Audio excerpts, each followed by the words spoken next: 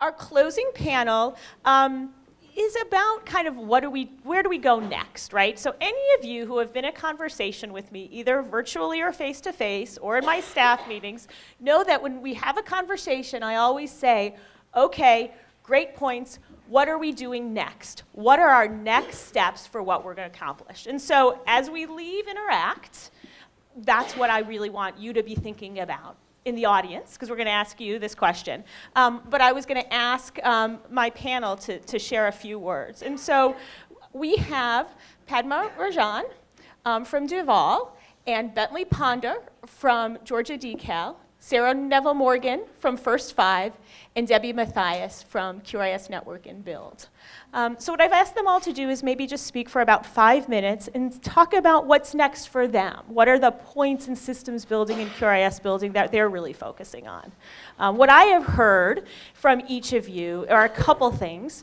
One, about communication, right? How do we improve that communication through all of those layers and through all of those steps so that we can make sure everyone understands the goals of the QRIS, the theory of change, and the why? We need to think about how do we work with higher ed to really understand these quality factors that we're focusing on. And we need to focus on data. And so how do we make data better accessible? So those are the kind of the 3 things that I'm focused on. But so now I'm going to pass the virtual mic to my colleagues so they can speak for a few minutes. Okay, just first of all, I had to make sure that the mic was okay, the height was fine for me. I'm Padma from Jacksonville, Florida. When she said Duval, Duval's the county, but I'm from Jacksonville, Florida. And Florida is kind of, it's sort of like California in the sense that we have hot, humid weather, but not the gorgeous mountains that they have. But California also has just snow, but we don't have any snow. We are in the northeast corner of Florida. It's almost southeast Georgia. And we are set, we just have local counties that work, and we all do our own thing. We go rogue many times, and we just do different things. But we also, the advantage is with having is local governance. So we're not looking for an act of Congress to make changes. And so when she started off using the C words as in communication, conversation, theory of change, all of those were letter C's. And so, and Dr. Pianta talked about class. It's all about C's. And then something about systems. I thought, okay. And she said, I'm going to give you 5 minutes. I thought, 5 minutes for all of us together? So which means I have to really speed talk. And so I thought, 5 minutes. 5 minutes could be long. So I wrote down a few letter C's in here. So I said, I'm going to think about what do we need in terms of systems change? Where do we go from here next? Thought of what we need is a commitment to continuity and consistency. That's the main thing for us, at least when I think about Florida. I really think we need to have a commitment to continuity, which means it could be continuity of care, continuity of any kind of implementation that we embark upon, continuity with class, any of these things. So, and then the consistency. I think that drives providers crazy when we are not consistent in exactly what we are expecting. So in terms of systems building and in terms of wanting to achieve success for the children, of course, that's a letter C again. So commitment to continuity and consistency. And the final thing that I always say to anybody, it's not about the politics or whether we have, the intellectual honesty to be able to do what we want to do, but to just say that children only have one chance at childhood. And let's not miss that time for them. So. Thank you. Thank you, Padma. I'm not sure I can be that profound. I didn't talk about basketball, though, so you can go on. Well, I can talk about Bruce Springsteen, or I was in a session today, and they were talking about 1989, the year, and what a special year. So 1985 was even more special. We just like the 80s. Let's just be real. So hi, I'm Bentley Ponder, and I am the Director of Research and Senior Policy Advisor for the Georgia Department of Early Care and Learning. And Georgia's a little bit different and unique in terms of our early education system in that we have a separate education department solely dedicated to 0 to 5. So I know that's similar to other states like Massachusetts and Washington, but still not necessarily the norm. And so in our department, we have our Georgia's Pre-K program, we have our quality rating and improvement system, we have our licensing, federal nutrition, subsidy, and then other early education initiatives. So, and we're the lead grantee the lead agency for the Early Learning Challenge grantee. So that provides some really unique opportunities, but also some challenges that I'll talk about in just a second. I like the 3-point idea. So even though that wasn't in the instructions, I kind of went there too. And the 3 points I thought of, the first two are things that I'm really encouraged about and have kind of become renewed again being for the last 2 days. The first is just talking about relationship building and the importance of relationship. That's been really fun for me, and it's reminded me of just how important my own relationships are in the work that I do, and how, I took this job thinking I would stay 2 years. I've been there 11, and I think a lot of that is because of the relationships and all the wonderful people that I work with, and just the work that we do. But not just understanding the importance of relationship, because I think that we all do, but also understanding the importance of having a system for measurement around that, but knowing that that system has a lot of limitations and is just messy. And what's the best way we can take that messiness and bring it down into a way that really helps programs and helps teachers and helps children.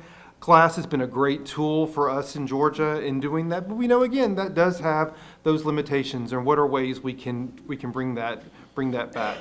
One of the main projects I'm focused on is Georgia's quality rating and improvement system, and one of the things that I've liked about our work with the class, and class is actually right now not part of our QRIS, though it'll be used in our validation, but that around class it's been about as much about the I as it is about the R.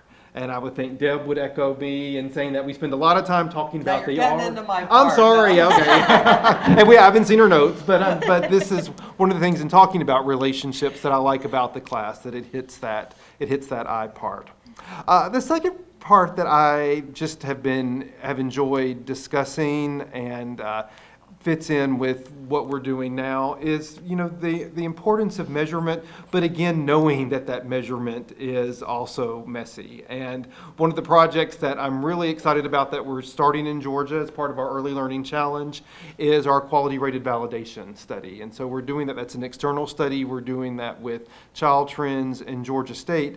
But what I like about that is it's the acknowledgement that validation, and I would say research and measurement, it's a journey, not a destination. And so at the end, we're not looking, and I'm quoting Kelly Maxwell there, so I'm not going to take credit for that statement. But it's the recognition that research and measurement should be used for improvement, not for these yes or no answers. And so I think the validation approach is really strong with that. And being here, and I know we're using the class in validation, has just renewed my excitement for that too.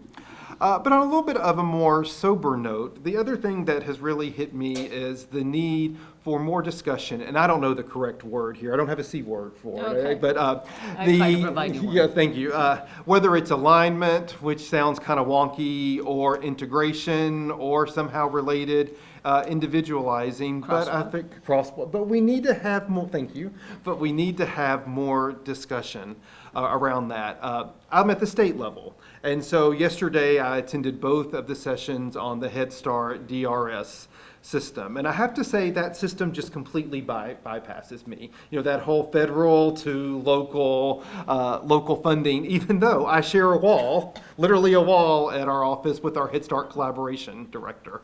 And we have some great things, great data sharing agreements, but it's still, I was just noticing how disconnected my work is from that system, but how similar it is to much of the work we're doing around quality rated and improvement systems, and how some of those questions that we keep asking ourselves around that are the same questions we're asking around quality rating and improvement systems. And how do we integrate that, and how do we do that? And I kept thinking of our Head Start providers who are worried about the DRS, but they're also participating in quality rated, and they're also participating in Georgia's pre-K, so they're having all these different measurement and accountability systems going back, to Bridget Hamry's cartoon, coming at them. And how do we work around that? And as I hope that we talk more and more about systems building, that we continue to discuss that, because even though in some ways they may be conceptual or theoretical constructs to us, or to some of us in the room, for many of us,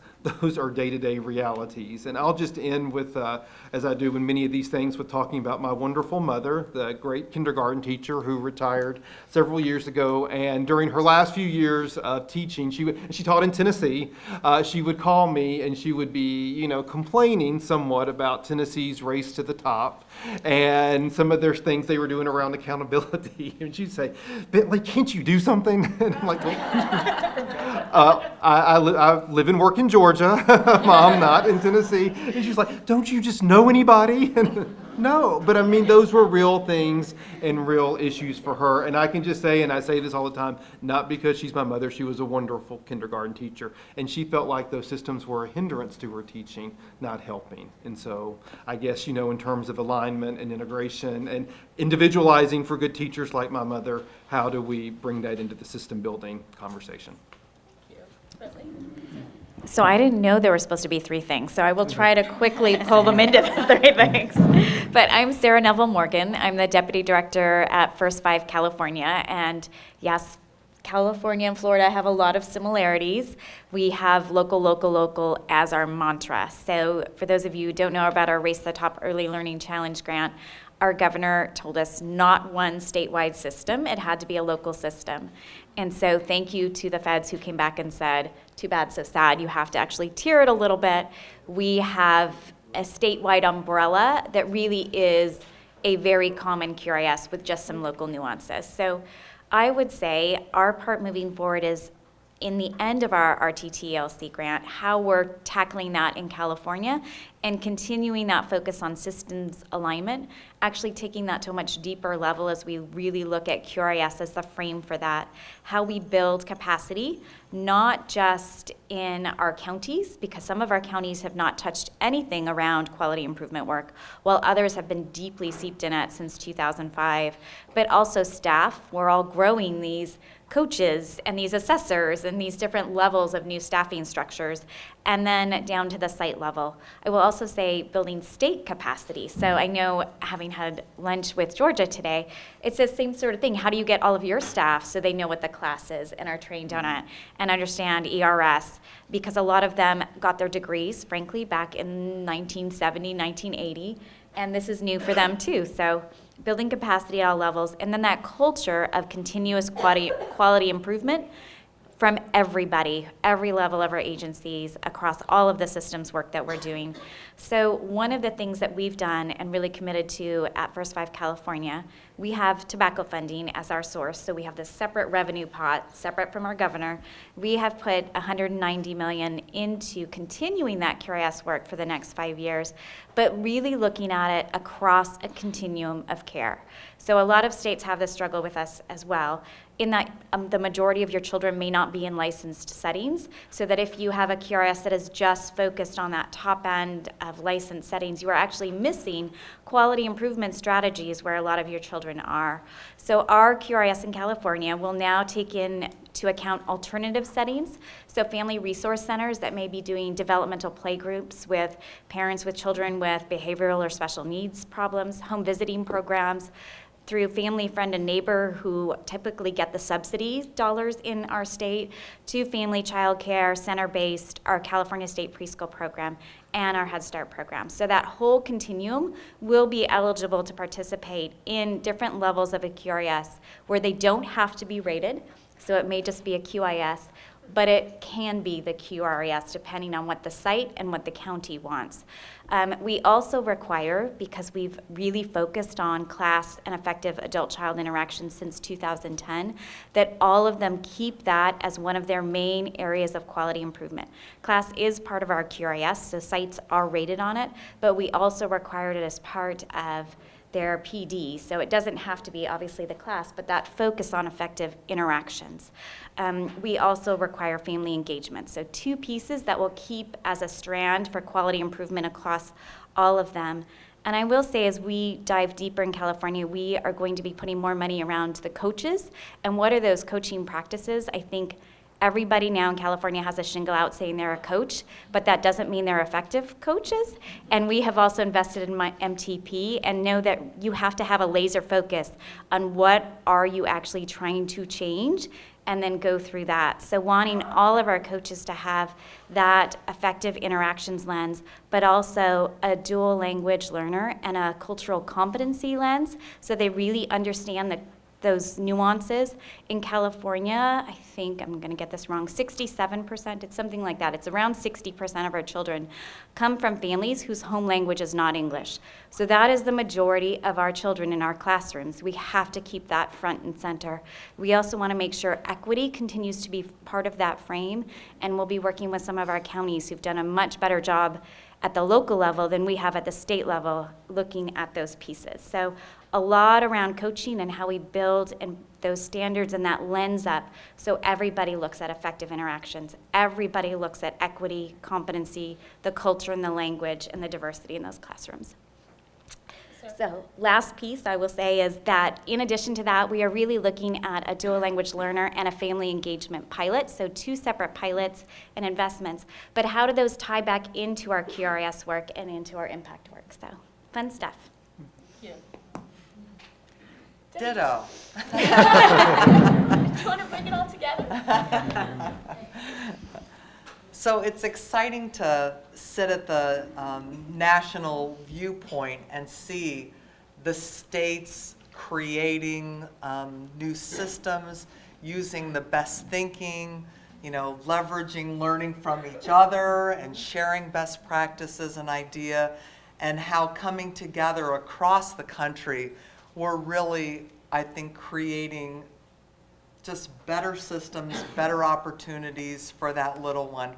And when you kind of work from the starting place, and some of you have said this, I think about, I'm a mom of 3 kids and a grandma as well, and I think about what was I looking for in childcare when I was a young working mom and stuff. And didn't you just want somebody to have your little baby or toddler and just love them?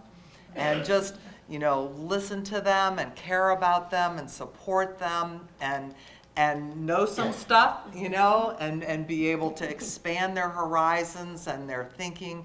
And when you think about that starting interaction, the mother or father in the eyes of the baby, we build from there, right? Holding that vision and that picture in our heads. The great teachers we've seen, we were talking at lunch today with I was talking with some new friends, and we were talking about how you can just feel it when you walk into that room and the interactions are clicking and that teachers developed relationships with the children and the families that are coming in and out and their co-workers and how do we get that experience for all the children? So I guess from the national viewpoint, I have to call out that financing is something that we've got to come to grips with in our work.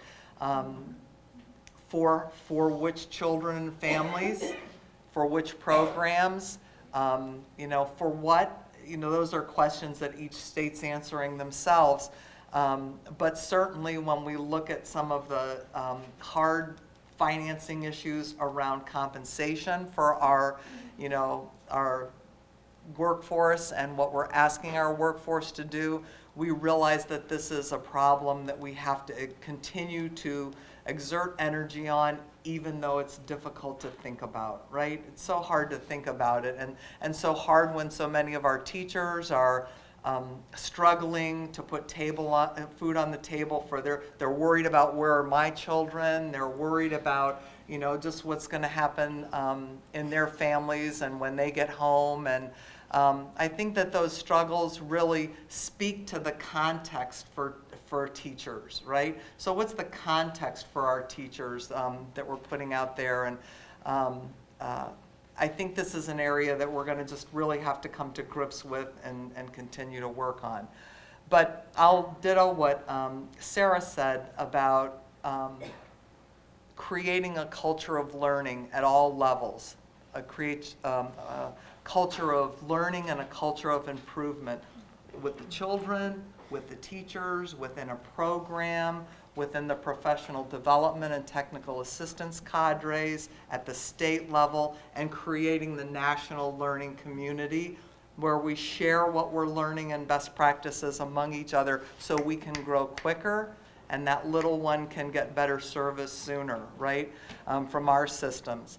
I think creating a system that aligns and is coherent is critical and important, but I do agree with the notion that it has to be, we have to simplify without watering down, because it is complicated, you know? It is rocket science, isn't it? Almost, it feels like it to me, anyway, to put together good systems across sectors that work for children and families, and how do we construct those systems to get out of the way of the teachers, you know, and the administrators that are working so hard on the ground, respect their contribution, and hear their voices in the system that we're creating, right?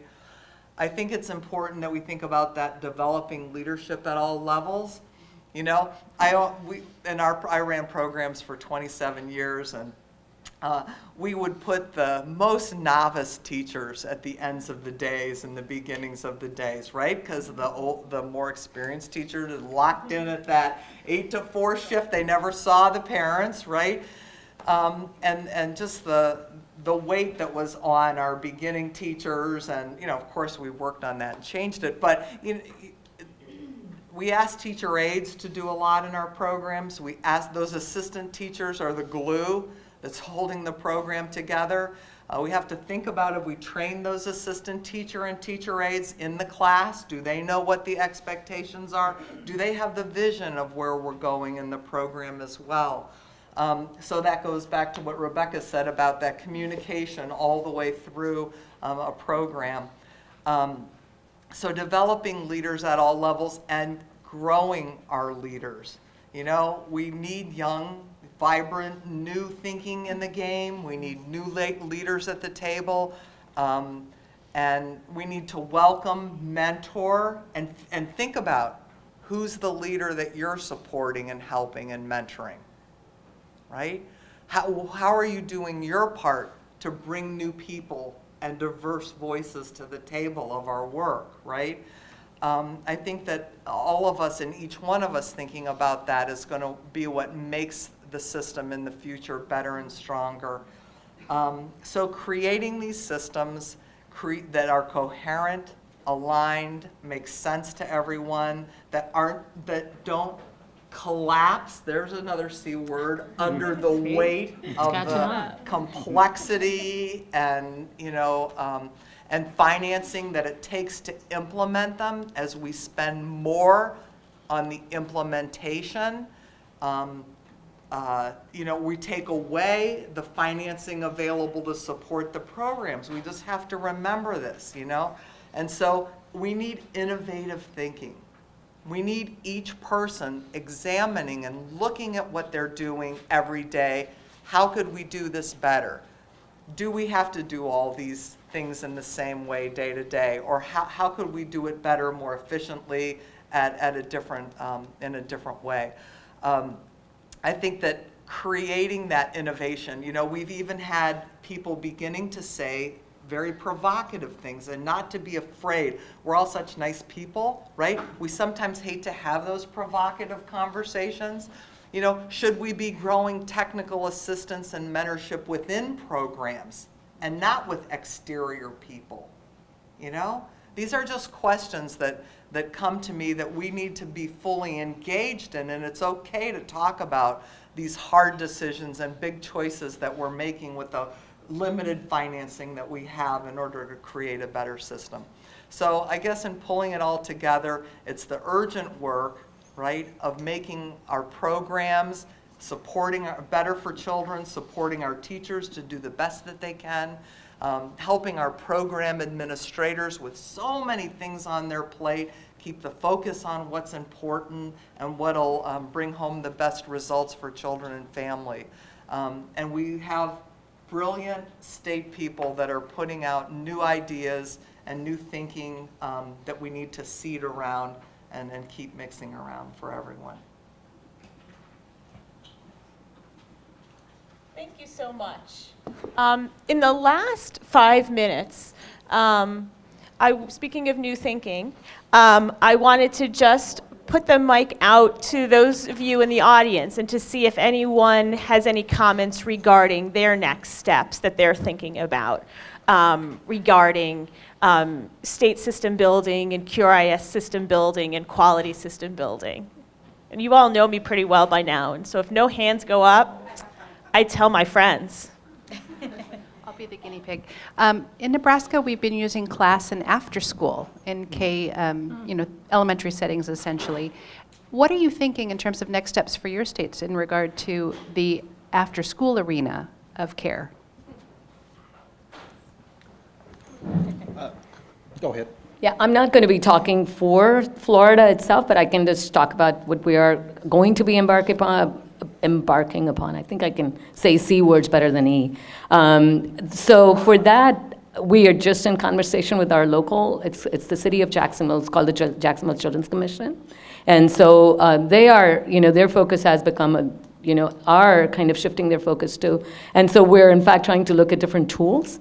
And now the question that you asked gave me the suggestion that possibly that's something that we can look into. So just in the beginning stages of the conversation, in fact, they are trying to put out a bid and so on. So thank you for that question. So. Yes, our quality rated director, Pam Stevens, this is her passion, or one of her passions. She has many, but this is one of her passions. And so it's part of our conversation at many different levels.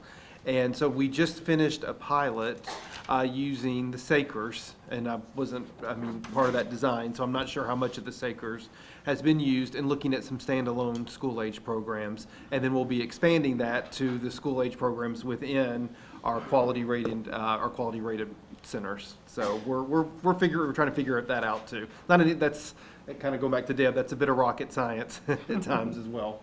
So for First 5, we are only mandated to spend our funds from prenatal through age 5. It truly is First 5, and we're held to that by an act. But at our California Department of Education, they get their money from the general fund through the governor. Their QRIS dollars, which we align with so that it's one QRIS system, are targeted to our state preschool programs currently. They just opened up for 1 year of infant toddler, and we're hoping to keep that going. Our school age keeps saying, what about us, what about us? And talking about unintended consequences, we just had our minimum wage go up in California. The governor just signed it in last week, and it's a fabulous thing. Everyone needs a living wage. And yet at the same time, we don't know how yet they will then turn around and increase subsidy rates, which have not been increased in years. So our school age programs have already said, if those aren't increased, there is no way with the minimum wage requirement that they could stay open. So that's one of those pressure points around, we need everybody to have a living wage, and yet then you have to come in and fund it. And I know the county of LA, which is truly bigger than most states, they did a minimum wage a couple months ago, and they did a 2-tiered system. So childcare is actually a second tier and is not in the minimum wage increase. So, yeah, issues. There is a new National School Age Technical Assistance Center, and so we'll be looking to see their aim is to coalesce around what are states doing, what are best practices, and how can we do better in that area. So we can look to them. I can get you your card. So thank you. I promised Bentley that I would get him on the way to the airport by 3:15, and I'm a woman of my word. So we would all love to continue this conversation, but I wanted to say thank you to the panel for sharing a wonderful kind of closing thoughts about what's next. But as you guys know, as you go back to your home offices, to your home state governments, to your families, it's important to continue to think about this. Think about those next steps and how you're going to take what you've learned these 2 days, the new relationships, and how you're going to continue to build on them. So thank you so much.